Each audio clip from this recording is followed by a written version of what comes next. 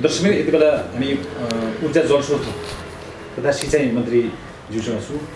टोपबाबु राजी हुनुहुन्छ मन्त्रीज्यू। समय सन्दर्भ कार्यक्रममा यहाँलाई स्वागत छ। धन्यवाद।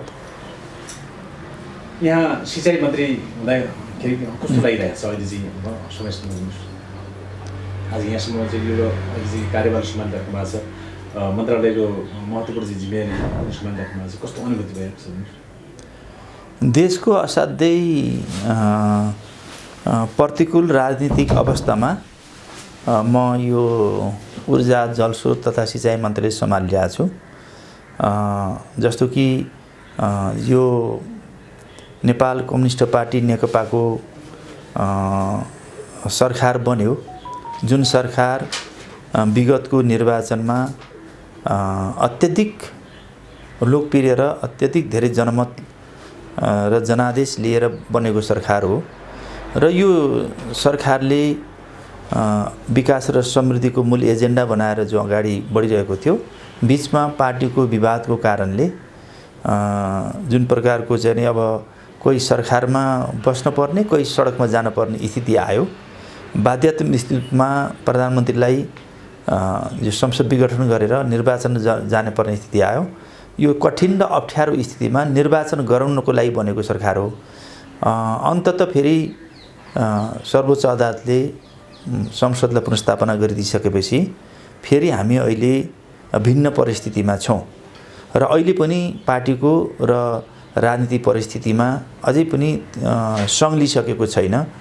अहिले पनि के छ भने अन्तर्विरोधहरू जारी छ, अझै सहज स्थिति आइसकेका छैन। यो मैले बीचबाट कुरा गर्दाखेरि यहाँले बहुत महत्त्वपूर्ण विषय राख्नुभएको छ। मन्त्रीजी, यो अब यो तपाईँले काम गर्ने सहजमा कस्तो भएको छ? जस्तो चुनौती के देख्नुहुन्छ? जस्तो अहिले त यहाँ मन्त्रीज्यूले तपाईँले नियुक्ति गर्दै गर्दाखेरि मन्त्री बन्नुभयो, तर चाहिँ यो काम गर्न पाउनु भएको छैन होइन। अब एउटा त राजनीति स्थिति अलि सहज र सरल भइरहेको छैन। अहिले पनि अस्थिर राजनीति अवस्था छ। दोस्रो कुरा के छ भन्नुहुन्छ भने अहिले फेरि यो हामीहरू मन्त्री बन्नुभन्दा पहिले नै जुन प्रकारको कोरोना भाइरसले गर्दा देशमा चाहिँ जुन किसिमको तबाह पारिरहेको छ, यसको असर पनि छ। त्यस कारणले अर्को सँगसँगै हामीसित विद्युतको उत्पादनता छ र त्यसअनुसार हामीले त्यसलाई व्यवस्थापन गर्ने र त्यसलाई निर्यात गर्ने प्रश्नमा पनि हामी गम्भीर लाग्नुपर्ने एउटा स्थिति सिर्जना भइरहेको छ। यहाँले धेरै महत्त्वपूर्ण मन्त्रालय पनि सम्हाल्नुभयो, यसअघि केही मन्त्रालय सम्हालिराख्नुभएको अनुभव पनि छ। जस्तो अहिले यो ऊर्जामा सम्हाल्दै गर्दाखेरि नेपालको समृद्धिको आधार ऊर्जा पनि मान्ने गरिन्छ। दुनियाँकै महत्त्वपूर्ण एउटा कन्ट्रीको हिसाबले यो जलस्रोतको धनी देश भनेर नेपालले चिन्ने गर्छ। यो नेपालीहरूको यहाँको मन्त्री बन्ने सपना चाहिँ नेपाली जनताले जो पुरा गरिदिए, अब जस्तो अब नेपाली जनताले झिलिमिली पार्ने योजना उहाँहरूको सपना कहिले पुरा गरिदिनुहुन्छ मन्त्रीजी? हामीहरू म यसभन्दा पहिले 72 सालमा जुन ऊर्जा मन्त्री म भएको थिएँ र त्यो बेलामा 18 घण्टा सम्म लोड सेटिङ थियो। अब त्यो स्थितिबाट देशले चाहिँ जुन किसिमको सङ्कट भनौँ, जो अन्धकारमय जिन्दगी बिताउनु परिरहेको थियो, नेपालमा झन्डै 110 वर्षको इतिहास हुँदा पनि, यो ऊर्जाको विकासको इतिहास धेरै लामो हुँदा पनि वास्तवमा भनेदेखि जुन किसिमको हामीले विकास गर्नुपर्यो त्यो हुन सकिरहेको थिएन। र मैले भने 12 देखि 18 घण्टा लोड सेटिङ थियो र यो लोड सेटिङबाट कसरी मुक्त पाउने र देशलाई उज्यालो कसरी बनाउने, लोड सेटिङ मुक्त गर्ने हामीले एउटा मास्टर प्लान बनायौँ। त्यो 79 मुदी मास्टर प्लान मेरै कार्यकालमा बनाइयो। त्यो कार्यान्वयनमा जाने सन्दर्भमा देशमा लोड सेटिङ मूल रूपमा आधारभूत रूपमा लोड सेटिङ मुक्त भयो र त्यसमा हामीले ठुलै परिवर्तन ल्यायौँ। सँगसँगै अहिले दोस्रो पटक म फेरि ऊर्जा मन्त्री भइरहेको छु। यो बेलामा अब हामीसित विद्युत उत्पादन त भइरहेको छ, त्यसमा त्यति धेरै समस्याहरू मूल समस्या छैन, धेरै चुनौती छैन। अब विद्युत उत्पादन हुने तर हामीले खपत गर्न नसक्ने र त्यसलाई चाहिँ निर्यात भन्नुहोस् या बिक्री पनि गर्न नसक्ने जुन परिस्थिति छ, अब हाम्रो योजना त्यतातिर केन्द्रित हुन जरुरी छ। अनि उत्पादनलाई तीव्र रूपमा अगाडि बनाउँदै अब हामीले ध्यान दिँदै अब वितरण भन्नुहोस् या चाहिँ खपत र बिक्रीमा र निर्यातमा हामीले सबभन्दा बढी प्राथमिकता दिनुपर्ने छ। त्यसको लागि हामीले अर्को प्रकारको निर्यात विदेशमा पनि अब इन्डियासम्म पनि निर्यात गर्न सक्नुहुन्छ हामीले गर्नुपर्ने हुन्छ। भनेपछि जस्तो अब कर्णालीको कुरातिर जोड्नु खोजेँ यहाँ जस्तो दूरदराज अब राष्ट्रिय प्रसारण लाइनमा कर्णाली अझै पनि जोडिएको छैन। जस्तो अब कर्णालीको हुम्लामा त मोटर बाटो पनि अहिलेसम्म पुगिरहेको छैन। यो यसलाई चाहिँ राष्ट्रिय प्रसारण लाइन हुम्ला डोल्पासम्म जोड्नुको निम्ति के छ नयाँ योजनाहरू भन्ने सुन्दैछु। एउटा चाहिँ नि देशका असाध्य दुर्गम क्षेत्रहरूमा जुन बाटोको असुविधा छ हैन, विद्युतीकरणको असुविधा छ र त्यो शिक्षा स्वास्थ्यको जो असुविधा छ, वास्तवमा भन्नुहुन्छ भने त्यो क्षेत्रमा हामीले यी हैन पूर्वाधार विकासको क्षेत्रमा, आर्थिक विकासको क्षेत्रमा, शिक्षा र स्वास्थ्यको क्षेत्रमा हामीले उच्च प्राथमिकता राज्यबाट हुँदै गइरहेछ। र त्यसमा पनि अझ म ऊर्जा मन्त्रालय आइसकेपछि हामीले यो कर्णाली क्षेत्रमा सबभन्दा उच्च प्राथमिकता हामीले योजना दिने भनेका छौँ। बाटो, खानेपानी, बिजुलीदेखि लिएर सिँचाइ, स्वास्थ्य, शिक्षा, रोजगारीको विषयहरूलाई उच्च प्राथमिकता दिँदै आइयो छ र त्यसलाई अझ बढाउन जरुरी छ। मन्त्रीज्यूले एउटा दृष्टान्त मैले भने जस्तो कर्णाली प्रदेशमा जुम्लामा कर्णाली स्वास्थ्य विज्ञान प्रतिष्ठान इस्ट्याब्लिस गरिएको छ। त्यहाँ चाहिँ पेसेन्टहरूले चाहिँ अब ट्रिटमेन्ट गर्नुको निम्ति कतिपय अपरेसनहरू गर्नुपर्छ, त्यो बिजुलीको अभाव भइरहेको छ। हजुर, त्यो अहिले पनि चाहिँ तपाईँ बिजुलीको अभाव भएको देखिन्छ जुम्लामा। त्यसलाई व्यवस्थापन गर्नु यहाँ जस्तो महत्त्वपूर्ण यो मन्त्रालय सम्हाल्ने गर्दाखेरि जो विद्युत चाहिँ छैन, अब त्यहाँ चाहिँ अब त्यहाँ स्वास्थ्य विज्ञान छ, त्यसले व्यवस्थापन गर्नुको समस्या भयो। यहाँ के भन्नुहुन्छ? अब पहिलो कुरा त हामीले विद्युतीकरण गर्नको लागि काफी मात्रामा बजेट छुट्याउनु पर्दछ र बजेट छुट्याएर मात्रै हुन्न, त्यसको प्रभावकारी कार्यान्वयन पनि गर्न जरुरी छ। बजेट छुट्याउने तर त्यसको चाहिँ प्रभावकारी कार्यान्वयन नभएर बजेट फ्रिज जाने स्थिति बनिरहेको छ, त्यसको हामीले अन्त्य गर्नुपर्ने हुन्छ। अबका दिनहरूमा हामीले जसरी जुम्ला लगायत कर्णाली क्षेत्रमा जुन किसिमको विद्युतीकरण हो, त्यसलाई छिटोभन्दा छिटो हामीले त्यो उज्यालो कर्णाली अभियान हामीले सञ्चालन गर्नुपर्छ र त्यसलाई चाहिँ सफल पार्नुपर्छ। यसअघि पनि त्यहाँ टुकीमा जस्तो उज्यालो कार्यक्रम पनि आएको थियो, जस्तो फेरि त्यस्तै अब त्यो सोलर प्यानलको वितरणहरूको कार्यक्रम त जाँदैन नि भने होइन। अब सोलरको कार्यक्रम भनेको तत्कालीन विद्युतको चाहिँ प्रसारण लाइन नगएको ठाउँमा त्यो तत्कालीन अस्थायी त्यो कार्यक्रम हो। तर हामीले के छ भने विद्युत प्रसारणलाई नै उच्च प्राथमिकता दिनुपर्छ, किनभने कर्णाली क्षेत्र यो जलविद्युत क्षेत्रको धनी क्षेत्र भएको हुनाले अब त्यसमा उत्पादन गर्न सक्ने क्षमता राख्ने तर त्यही क्षेत्र अँध्यारो हुने जुन खालको परिस्थिति छ, त्यसको चाहिँ त्यसबाट मुक्ति पाउनुपर्छ, त्यसको अन्त्य गर्नुपर्दछ र त्यसलाई उच्च प्राथमिकता राख्नुपर्छ र हामी अगाडि बढ्नुपर्दछ। जस्तो अहिले यो जलस्रोतको हब बनाउन सकिन्छ कि छैन मन्त्रीज्यू? यो जस्तो देशलाई एउटा इन्टरनेसनल रूपमा चाहिँ पनि त्यो महत्त्वको एउटा चाहिँ विषय पनि हुन्छ। जस्तो चाइना छिमेक यहाँ विदेशको भ्रमण पनि निकै अनुभव पनि छ, केही देशहरूमा जानुभएको अनुभव पनि छ। जस्तो चाइनाले ठुल्ठुलो आयोजनाहरू बनाइराखेको छ, इन्डियामा पनि छ, जलस्रोतको धनी देश भनिराख्ने मात्रै यसले कहिले चाहिँ तपाईँको एउटा महत्त्वपूर्ण जो बृहत्तर योजनाहरू चाहिँ तपाईँको जलस्रोतका चाहिँ हबहरू कहिले बनाउन सक्ने, यो कुराहरू चाहिँ तपाईँको यो मन्त्रीमण्डलमा बहस हुन्छ कि हुँदैन मन्त्रीज्यू? अब हामीले जो नेपालमा जुन किसिमको जलस्रोतको एउटा धनी देशको रूपमा जुन किसिमको चाहिँ हामीले पाइरहेका छौँ, अब त्यसलाई उच्च प्राथमिकता साथ त्यसको सदुपयोग गर्नुपर्दछ। हामीले त्यसलाई चाहिँ के छ भने जब त्यसलाई हामीले सदुपयोग गर्दछौँ हैन, त्यसको चाहिँ ठुलो पैमानामा हामीले जलविद्युत आयोजनाहरू सञ्चालन गर्दछौँ, त्यसमा चाहिँ इनर्जी पैदा गर्दछौँ, त्यसपछि हामीले हाम्रो देशलाई चाहे त्यो विद्युतलाई खपत गरेर होस् हैन, चाहे त्यो चाहिँ दैनिक घर घरमा उपयोग गरेर होस् या उद्योग धन्दामा होस् या अन्य प्रयोजनको लागि हामीले काफी मात्रामा जति मात्रामा चाहिँ हामीले यो विद्युत खपत गर्न सक्छौँ, देशको विकासको समृद्धिको एउटा जग भनेको एउटा चाहिँ ऊर्जा पनि हो हैन, इनर्जी हो। त्यसकारणले त्यसमा हामीले उच्च प्राथमिकता दिनुपर्छ। सँगसँगै फेरि के छ भने आफूले खपत गर्न नसकेको र त्यसभन्दा बढी भएको बिजुलीलाई हामीले फेरि निर्यात पनि गर्न सक्छौँ, बिक्री गर्न सक्नुपर्दछ।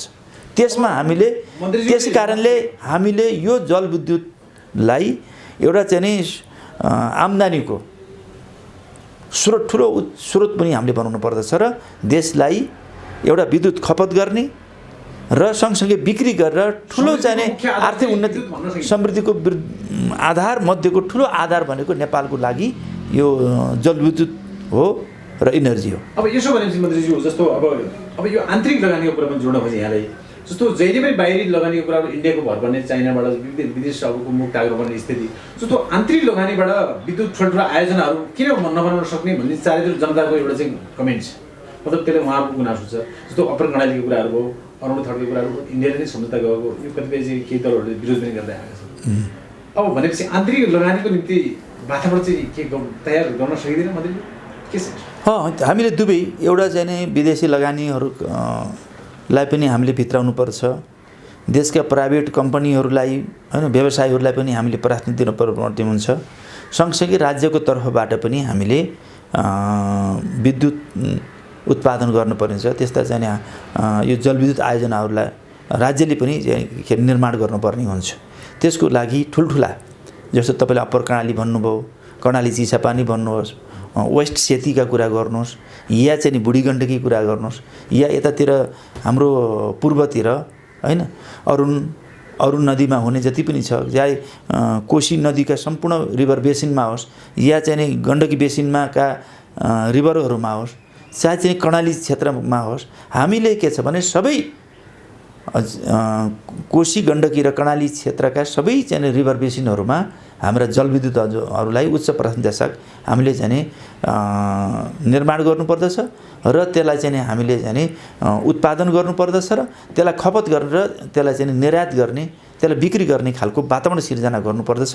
त्यसको लागि हामी प्रतिबद्ध छौँ र अगाडि बढिरहेका छौँ। यसको निम्ति यहाँ कसरी चाहिँ क्रियाशील ढङ्गले लागिराख्नु भएको छ? यसको निम्ति अलिकति भन्नुहोस्, जस्तो तपाईँको क्रियाशीलता कसरी छ यसमा चाहिँ? यो अब जसरी तपाईँ भनिराख्नु भएको छ, यो प्लान जो भन्नुभयो, तपाईँको कमिटमेन्ट पनि होला फेरि चाहिँ अब कसरी चाहिँ जाने, यसलाई चाहिँ प्लान भन्नुहोस् न, के छ योजना?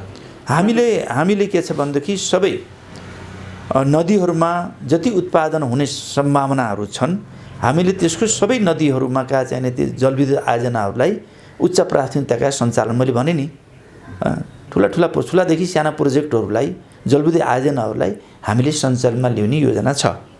कोही अन्डर कन्स्ट्रक्सन, कोही लाइसेन्स लिएर बसिया छन्, कोही पिपिए लिएर बसिया छन्, कोही लाइसेन्स लिने र फेरि पिपिए गरेर अगाडि बढ्ने प्रक्रियामा छन्। यसलाई हामीले उच्च प्राथमिकता राखेका छौँ। जब उत्पादन हामीले गर्छौँ, उत्पादन गर्दाखेरि फेरि चाहिँ टाइम फ्रेमभित्र, समय अवधिभित्र नै त्यसलाई उत्पादन गर्ने हामीले योजना बनाएका छौँ। त्यो उत्पादन भइसकेपछि त्यसलाई चाहिँ के छ भने हामीले खपत गर्ने र बिक्री गर्ने पनि त्यही अनुसारको उच्च प्राथमिकतासँग अगाडि बढिरहेका छौँ। यो सोलर प्यानलका कुराहरू, अब यो विद्युतलाई अब यो लोड सेडिङका कुराहरू मुक्त गर्ने भन्ने, फेरि चाहिँ लोड सेडिङ भने यो कुराहरू बिचमा चाहिँ अब सोलर कम्पनीसँग सोलर वितरण गर्ने क्षमता हुन्छ भन्ने खालको एउटा आशंका छ। यसलाई कसरी चाहिँ प्रश्न पार्नुहुन्छ? होइन, यो सोलरका कुराहरू, सोलरको कारणले लोड सेडिङ हुन्छ भन्ने कुरा पनि हाम्रो एउटा नीति बनिसकेको छ। हामीले जसरी चाहिँ हाइड्रो पावरमा हामीले जति उत्पादन गर्छौँ त्यसको 15% हामीले चाहिँ सोलरमा पनि हामीले चाहिँ लगानी गर्छौँ, या त्यो ती प्रोजेक्टलाई पनि सञ्चालन गर्छौँ। किनभने हामीले सोलरलाई पनि चाहिँ 15% सोलर प्रोजेक्टहरू आयोजनाहरू हामीले सञ्चालन गर्न खोज्छौँ। 15% चाहिँ पर्सेन्टको हिसाबले हेर्दा अब जहाँसम्म मैले भन्न खोजेको कि अब लोड सेडिङ मुक्त, एकरी लोड सेडिङ मुक्त भइसक्यो, फेरि लोड सेडिङ हुन खोजिरहेछ भन्ने कुराहरू त्यो सत्य होइन। किनभने हामीसित चाहिँ अब इनर्जी हामीसित कम छैन। हाम्रो कहिले काहीँ के हुन्छ भनेदेखि यो हाम्रो पुरानो संरचना, धेरै पुरानो संरचना भएको कारणले, त्यो व्यवस्थित नभएको कारणले, त्यो आधुनिक नभएको कारणले, त्यो व्यवस्थित नभएको कारणले त्यहाँ चाहिँ कहिलेकाहीँ बेला मौकामा झ्याप्प बिजुली जानुपर्छ। त्यो लोड सेडिङ होइन कि त्यो हाम्रो संरचनामा आएको कमी र कमजोरी र कमीको कारणले त्यो स्थिति भएको हो। त्यसलाई हामीले सुधार्छौँ। अहिले भइरहेको संरचनालाई सुधार गर्ने र अब हुने संरचनाहरू अत्यन्त व्यवस्थित र अत्याधुनिक र चाहिँ टेक्निकल्ली पनि एकदम व्यवस्थित खालका चाहिँ हामीले संरचना निर्माण गर्ने योजनाका साथ अगाडि बढेका छौँ। त्यस कारणले अब यहाँ अलिकति मैले जस्तो यहाँ त 10 वर्ष जनयुद्ध त प्याल्ने समयमा निकै सङ्घर्ष गरेर यहाँसम्म आइपुग्नु व्यक्तित्व पनि हुनुहुन्छ। जस्तो अहिले यहाँ चाहिँ अब यो अहिले राजनीतिक गतिरोध अन्त्यको लागि नयाँ एउटा चाहिँ सिराबाट राजनीति एउटा चाहिँ स्टार्ट भएर गइरहेको छ। अहिलेको वर्तमान राजनीति परिवेशमा तपाईँको कसरी चाहिँ भूमिका रहन्छ? अब राजनीति परिस्थितिमा जुन प्रकारको उताप चढाव आइरहेछ यसलाई हामीले सम्हाल्ने र हामीले चाहिँ नि यसलाई अन्तर्विरोधलाई हल गरेर हामीले चाहिँ यो देशमा शान्ति स्थिरता र समृद्धिको दिशातिर अगाडि जानको लागि हाम्रो प्रयास निरन्तर भइरहेको छ। राजनीतिक पार्टीहरूमा हैन आउने अन्तर्विरोधलाई कुशलतापूर्वक समाधान गर्दै हामी अगाडि बढ्ने योजनाका साथ अगाडि बढिरहेका छौँ। यहाँ नेकपा माओवादीबाट चाहिँ मतलब अहिले चाहिँ माओवादी केन्द्रबाट नेकपा हुनुभयो, फेरि तत्कालीन एमाले र तपाईँ मर्जी हुनुभयो, अहिले फेरि चाहिँ अब अदालतले अलग बनाइदिएको छ। अहिले फेरि सरकारी अहिले एमालेमा हुन्छ। अब अहिले पहिला चाहिँ अब प्रचण्डको कितालाई अलग गरेर छोडिदिनु भयो या चाहिँ अब होइन यो छोड्ने र यो एउटा जनताको विषय के छ भने उहाँहरू मन्त्रीजीहरू चाहिँ अब यतातिर जानुभयो, मन्त्री खानको लागि जानुभयो भन्ने कुरा आरोप छ। मन्त्रीजी यो के खण्डन गर्दैन होइन यसमा चाहिँ के छ भनेदेखि हामी पहिला जुन ठाउँमा हामी सांसद भयौँ नेपाल कम्युनिस्ट पार्टी एमाले र नेपाल कम्युनिस्ट माओवादी केन्द्रको सहकार्य गरेर हामी सांसद भयौँ। त्यसपछि हामी पार्टी एकता गऱ्यौँ, आफ्ना पार्टी छोडेर खारिज गरेर हामीले नेपाल कम्युनिस्ट पार्टी नेकपा बनायौँ। हामी नेकपाबाट चाहिँ कयौँ चाहिँ सरकार बनायौँ हैन, सरकारमा सहभागी भयौँ हैन। सरकारमा सहभागी भइसकेपछि फेरि त्यो पार्टी चाहिँ अन्तर्विरोध आयो, पार्टी विभाजनमा गयो। पार्टी विभाजन गएपछि अब सर्वोच्चले के भन्यो भनेदेखि पूर्व समूहमा फर्क्यौँ भन्यो। अब चाहिँ हामी आफ्ना समूहहरू भत्काएर नेकपा बनाइसक्यौँ। अब फेरि के छ भनेदेखि फेरि पूर्व समूहमा जाउँ भनेपछि जसले जे भन्छ त्यही मान्दै हिँड्ने कुरा पनि त भएन नि हैन। हामी नयाँ ठाउँमा पुगिसक्यौँ, पुराना व्यवस्थाहरू पुराना पार्टीहरू हामीले खारिज गरिसक्यौँ, पुराना विचारहरू खारिज गरिसक्यौँ। अनि पूर्व समूहमा फर्क्यौँ भन्ने कुराले त्यसमा फर्किनै पर्छ भन्ने जरुरी छैन, बुझ्नु नै। त्यस कारणले जस्तो कि नेकपा एमाले पहिला हुनुहुन्थ्यो, उहाँ अब चाहिँ उतातिर माधव नेपाली एकातिर भेला बोलाइरहनु भएको छ, अर्कोतिर ओलीजी अर्कोतिर भेला बोलाइरहनु भएको छ हैन, अर्कोतिर प्रचण्ड हामी आफ्ना ठाउँ हुनु छ भनेपछि हामीलाई जहाँ वैचारिक राजनीतिक रूपले र योजना र कार्यक्रमको हिसाबले जहाँ हामीलाई कम्फर्टेबल हुन्छ, जहाँ हामीलाई सजिलो हुन्छ, जहाँ गएर देश र राष्ट्र जनता विकास र समृद्धिलाई योगदान गर्न सकिन्छ त्यहाँ सहभागी हुने कुरा। अब होइन यहाँलाई जनतालाई सेवा गर्ने राष्ट्र मैले भने विकास समृद्धि राष्ट्र जनता विकास समृद्धि विचार राजनीति जहाँ हाम्रो मिल्छ त्यहाँ सहकार्य गर्ने कुरा हो। बाध्यता यहाँ त जा यहाँ नजा भन्न मिल्दैन। त्यो कुरा के छ भनेदेखि अहिले तत्कालीन रूपमा सर्वोच्चको निर्णय मान्दै हामीले फेरि आफ्ना चाहिँ स्वविवेकले पनि हुन्छ नि त, स्वतन्त्रता व्यक्तिको मानवाधिकार र राजनीतिक अधिकार र चाहिँ क्या कुरा पनि त हुन्छन्, त्यसमा पनि हामीले आफूलाई समावेश गर्छौँ। जहाँसम्म पद प्रतिष्ठाको कुरा हामी हर चिजको राष्ट्र र जनता विकास र समृद्धि विचार राजनीतिको लागि हाम्रो आदर्शको लागि हामीले हर चिज त्याग्न पनि तयार छौँ। अब यो आज नेकपा एमालेकै भित्र जस्तो अहिले चाहिँ माधव नेपालले राष्ट्रिय भेला बनाउनु भएको छ आज भनेपछि यहाँ केपी ओली चाहिँ मन्त्रीज्यूले चाहिँ प्रधानमन्त्रीले 7 गते चाहिँ केन्द्रीय कमिटी बैठक बोलाउनु भएको छ। यो के भइरहेको छ? त्यो त आफ्नो स्वतन्त्रताको कुरा हो हैन, आफ्नो स्वतन्त्रताको कुरा उहाँले गरिरहनु भएको छ। कति जायज हो कति नाजायज हो भन्ने कुरा त इतिहासले बताउला। अहिले अब एक हुँदैन भने त्यो त अदालतले फैसला गरिसक्यो, अब त एमाले त एक हुनु पर्यो। अनि एक हुँदाखेरि राम्रो हुने कुरा हो हैन। माधवजी र प्रचण्डजी के अरे माधवजी र ओलीजीको टिम पनि एकै ठाउँ हुँदा पनि राम्रो हुन्छ। त्यसमा अझ सुन्नुहोस्, त्यसमा प्रचण्डजी पनि एकता हुने कुराले त हैन, प्रचण्डजी माधवजी अब त्यसपछि ओलीजी अथवा हामीहरू सबै उहाँहरू मात्र हेर्ने सबै पार्टीलाई एकताबद्ध गर्दा राम्रै हुन्छ नि। त्यसलाई कसैले इन्कार गर्न सक्दिन, तिमीहरू एकता नगर भन्न त सक्दिन। उसले पनि तिम्रो आवश्यक पर्छ भने तिमीहरू एकता गरेर आऊ भन्न पनि सक्छ। यति मात्रै कि तिमी पूर्व समूहमा फर्क्यौ मात्रै भने आऊ, तर फेरि एकता गर्न हुँदैन, सहकार्य गर्न हुँदैन। जहाँ थियो त्यही बस्नुपर्छ, तिमी बाध्य भएर बस्नुपर्छ भन्ने उसले डिक्टेट गर्न सक्दैन। अब यो सरकारले किन असहयोग गरियो अथवा यहाँले चाहिँ भन्दा खोजेको केपी सरकारको जो अहिले वर्तमान सरकार छ किन असहयोग गरियो? जस्तो माधव नेपालको तर्फबाट फेरि चाहिँ मर्जौँ भन्ने स्थिति, अब यो बिचमा किन असहयोग भएको छ? कहाँनिर चाहिँ कसको कमजोरी देख्नुहुन्छ? कमजोरीको कुराहरू त्यो त उहाँहरूलाई सोध्नुहोस् न, मलाई सोध्ने होइन नि। उहाँ कसो कमजोरी भएको छ उहाँहरूले सोध्नुहोस्, उहाँलाई चाहिँ के उहाँहरूले सोध्नुहोस् होइन। मेरो आफ्नो विश्लेषण होला हैन, त्यतातिर नजाउँ पछि समय पछि। सन्दर्भको लागि यहाँलाई एकदम धन्यवाद छ, समय दिनुभयो मन्त्रीज्यू। ल धन्यवाद छ तपाईँलाई।